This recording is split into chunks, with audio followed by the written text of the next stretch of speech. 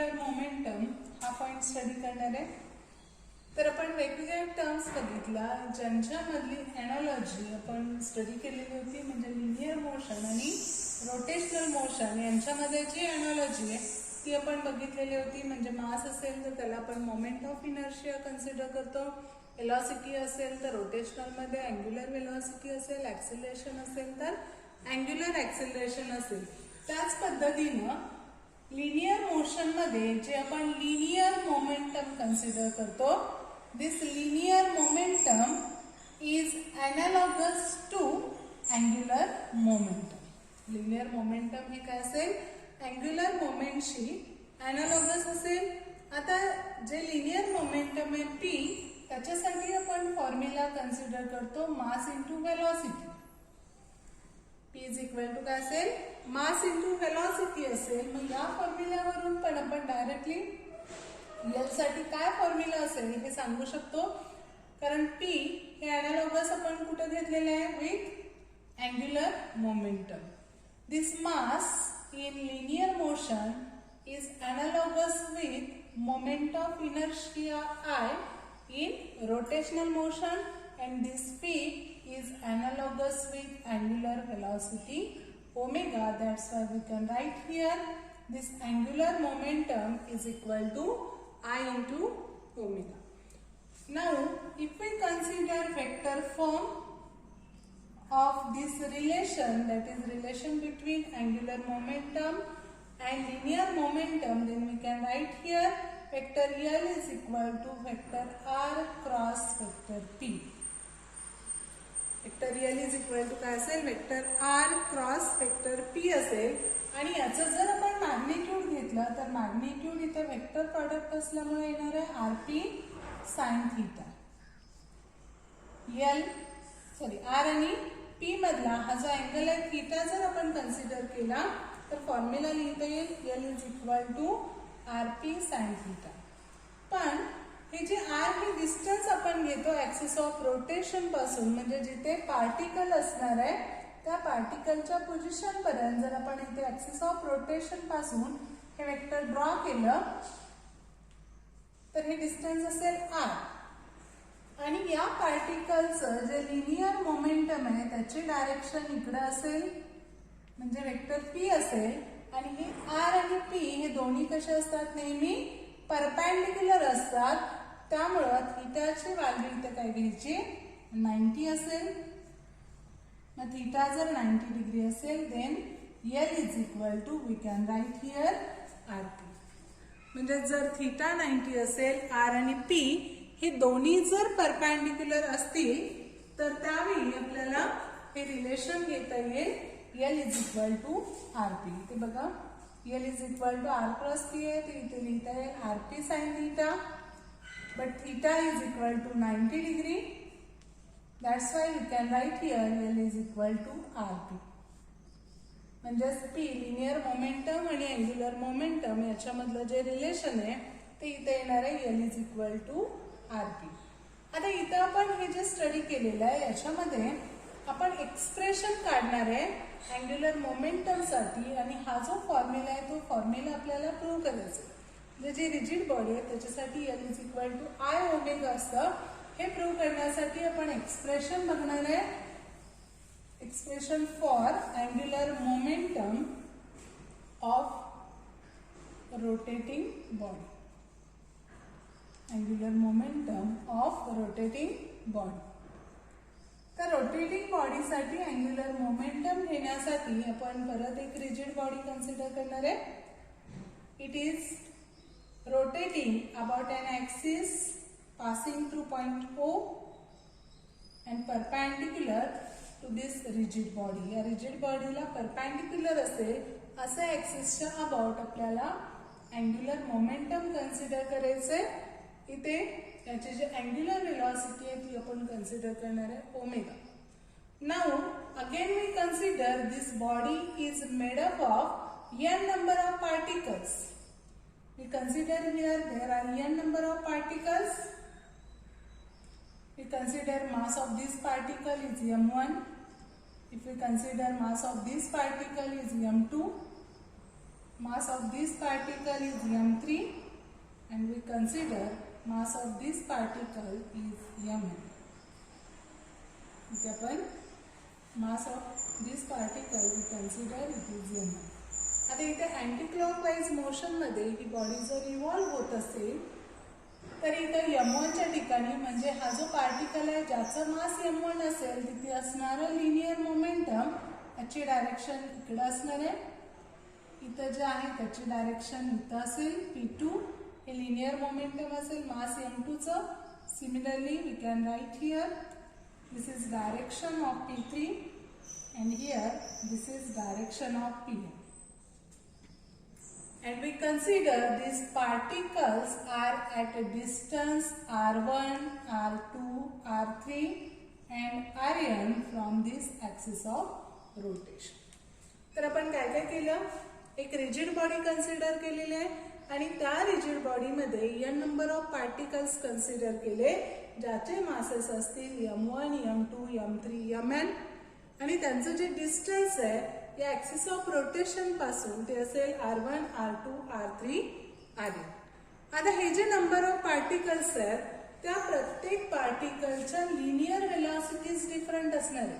आपण kinetic energy या पॉइंटमध्ये बघितलेलं होतं त्याच्या अँग्युलर व्हेलॉसिटी कॉन्स्टंट राहते पण लिनियर व्हेलॉसिटी या काय असतील डिफरंट असतील. मग जर याच्या लिनियर व्हेलॉसिटी डिफरंट असतील then we can write here p1 is equal to r1 omega, p2 is equal to r2 omega, p3 is equal to r3 omega. Similarly we can write here pn is equal to rn omega. इथे आपण काय केलं, प्रत्येक पार्टिकलची linear velocity define केलेली आहे. जो आपला formula आहे v is equal to r omega त्याच्यावरून इथे जर ओमेगा कॉन्स्टंट राहत असेल तर v1 equal to r1 omega असेल, p2 r2 ओमेगा असेल, p3 r3 ओमेगा असेल आणि pn हे rn ओमेगा असेल. आता या झाल्या लिनियर व्हेलॉसिटीज. आता आपल्याला काय पाहिजे, एल आणि पी मधलं रिलेशन पहिल्यांदा घ्यावं लागेल. त्याच्यासाठी आपण हे जे लिनियर मोमेंटम आहे प्रत्येक पार्टिकलचं ते डिफाइन करूया. मग ते असेल p1 is equal to m1 p1 कारण linear momentum is equal to आपण काय घेतो मास इंटू व्हेलॉसिटी. मग इथं p1 म्हणजे फर्स्ट पार्टिकल साठी लिनियर मोमेंटम असणार आहे equal to mass of this first particle and v1 is the velocity. Again we can write here p2 is equal to m2 v2. Similarly we can write pn is equal to mn pn. आता परत या v1, v2, v3, vn याच्या value आपण त्याच्यामध्ये substitute करणार आहे. इथं मिळेल m1 r1 omega is equal to m2 r2 omega. Similarly here m3 r3 omega.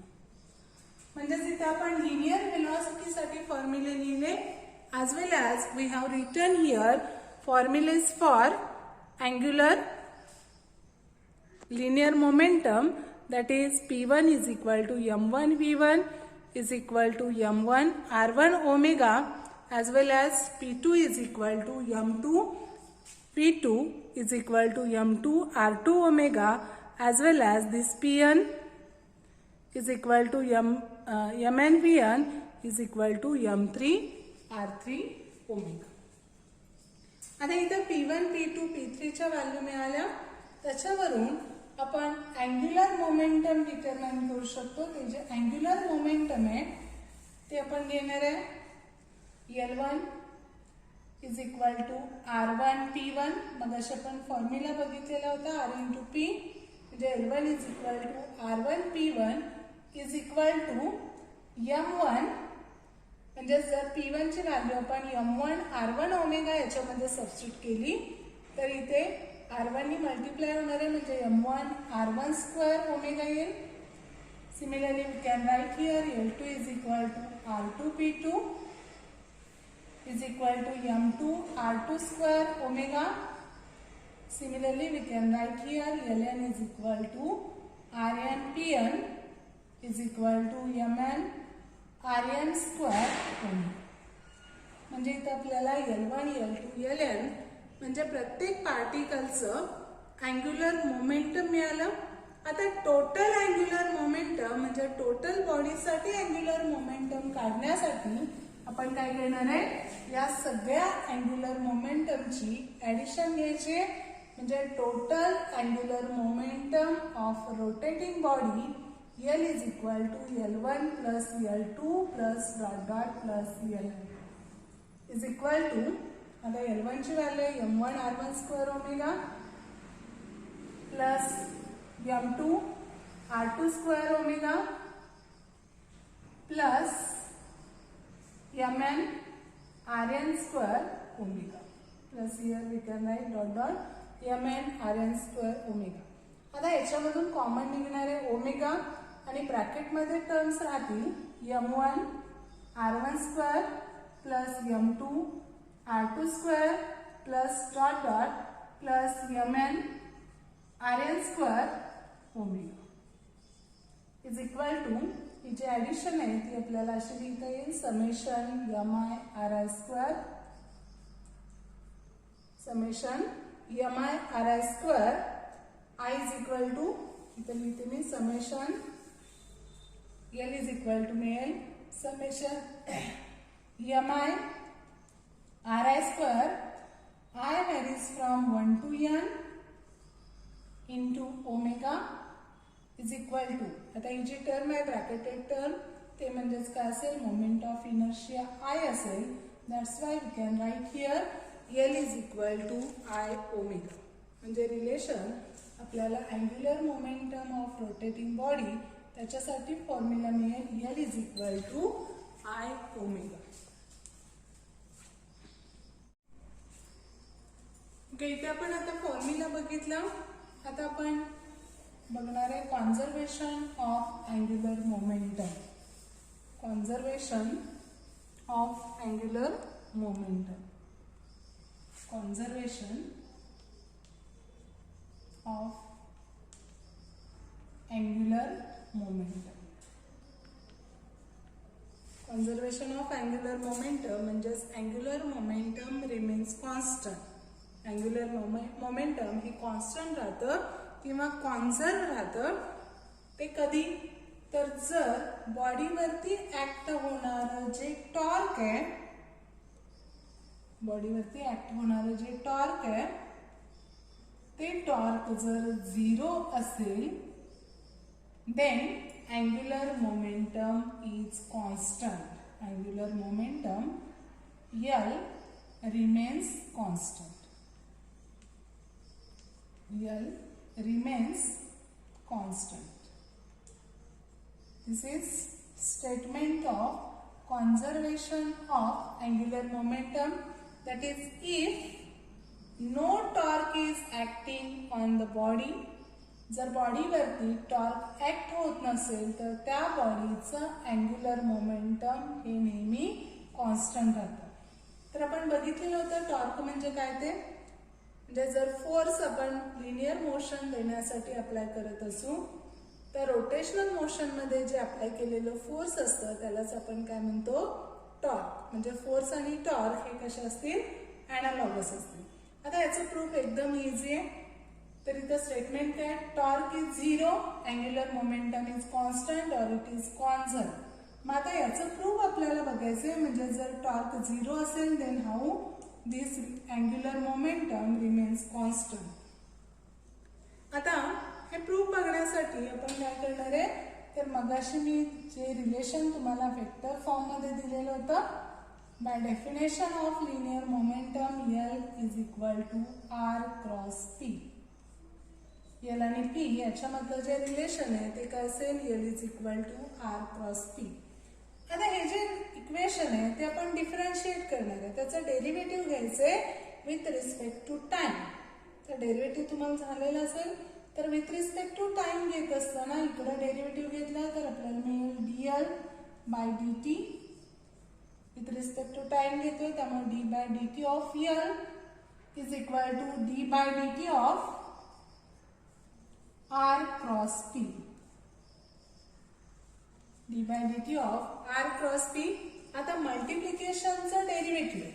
इथे काय आहे, मल्टिप्लिकेशनचं डेरिव्हेटिव्ह आहे. त्यामुळे मल्टिप्लिकेशनचं डेरिव्हेटिव्ह घेताना आपल्याला काय करायचंय, ते डेरिव्हेटिव्ह सेपरेटली कन्सिडर करून इथे इक्वेशन मिळेल. तर dl by dt is equal to d by dt of r cross p आहे. इथं आपल्याला लिहिता येईल dl बाय dt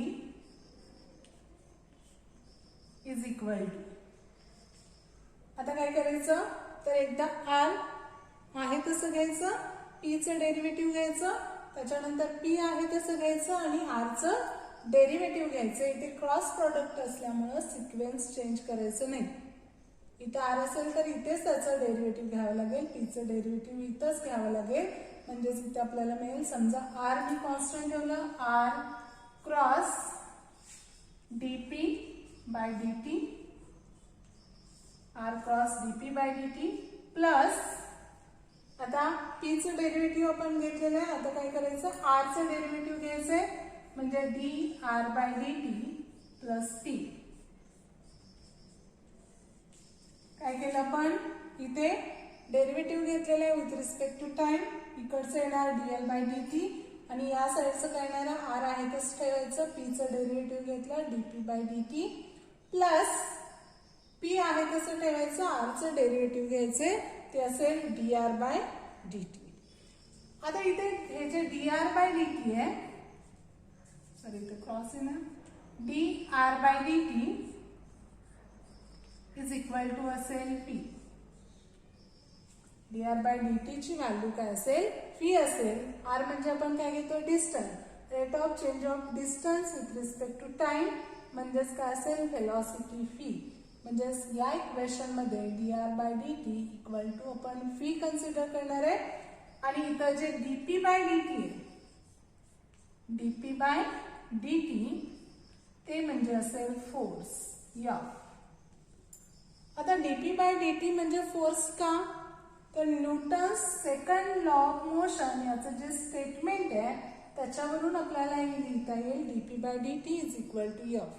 तर स्टेटमेंट काय आपलं, rate of change of linear momentum, rate of change of linear momentum is applied force.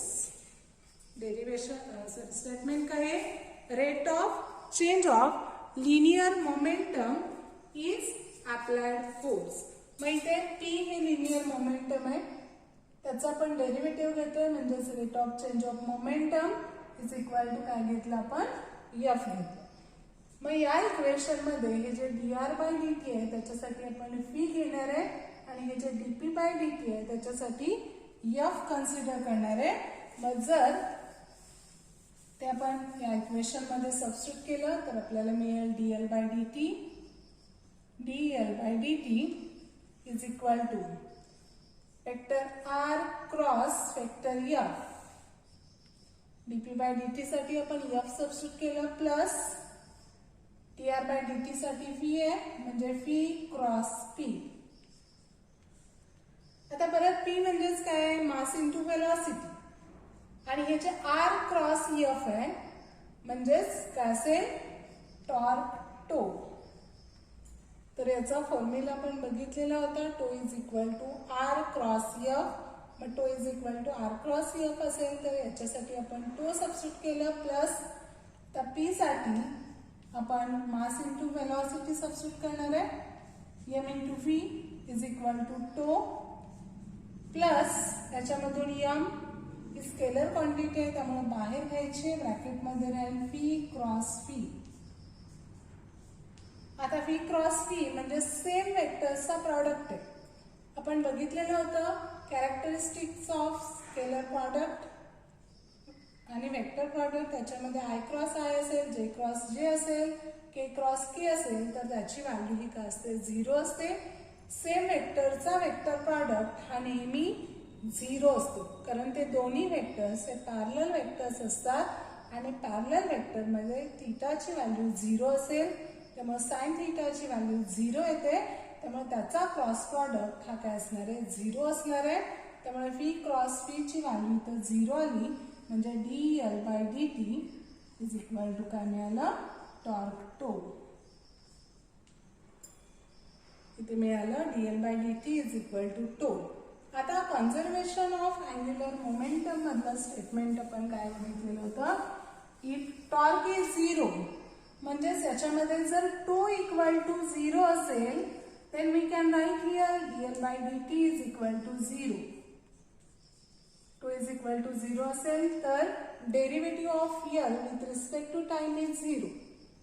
आता derivative म्हणजेच या L चा डेरिव्हेटिव्हची व्हॅल्यू इथं 0 आली. मग 0 व्हॅल्यू कधी असते डेरिव्हेटिव्हची, जर कॉन्स्टंटचं डेरिव्हेटिव्ह आपण घेतलं, एखाद्या कॉन्स्टंट टर्मचं डेरिव्हेटिव्ह घेतलं तर डेरिव्हेटिव्ह हे नेहमी 0 असतं. त्यामुळे जर dl/dt इक्वल टू 0 असेल then we can write here vector L is constant, that is angular momentum of rotating body remains constant if no torque is acting on the body. म्हणजेच बॉडीवरती जर टॉर्क ऍक्ट होत नसेल तर angular मोमेंटमची value ही काय असते, 0 असते. मग जर L कॉन्स्टंट असेल then we can write here I omega is equal to constant. I omega हा काय असेल, कॉन्स्टंट असेल. आता I omega कॉन्स्टंट असेल म्हणजेच काय, जर मोमेंट ऑफ इनर्शिया I जर इन्क्रीज केला तर ओमेगाची व्हॅल्यू ही डिक्रीज होते. I इन्क्रीज केला तर ओमेगाची व्हॅल्यू ही डिक्रीज होणार आहे आणि असं जर झालं तरच ही टर्म काय राहते, कॉन्स्टंट राहते.